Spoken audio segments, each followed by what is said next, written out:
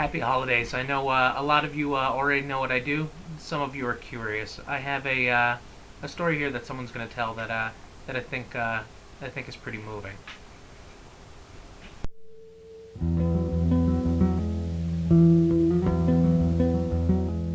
We have many programs here at Square One that support families.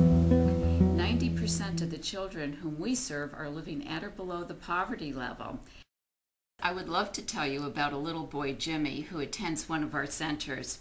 Mother was using drugs and was neglecting the health and well-being and not feeding little Jimmy. When she went to jail, little Jimmy was placed with his grandmother. Mother had acquired a new boyfriend who was living with her and whom we subsequently learned was a convicted sex offender. For the next 2 weeks, little Jimmy was placed in a different foster home every single night. And when he would come to the center, he would get off the bus every morning and run into the center and hug his teacher and ask to be hugged. Oftentimes, we are the only consistent people in a child's life.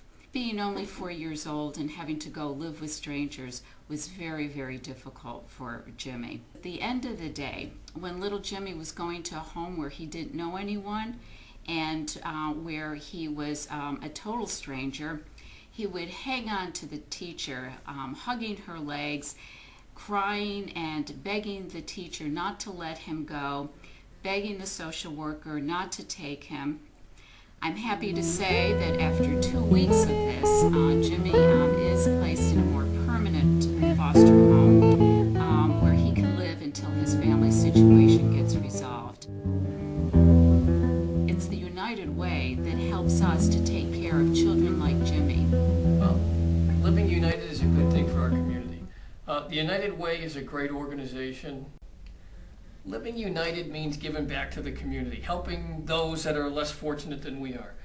175,000 people benefit from the United Way. It's a great organization. You need to support it. You need your help.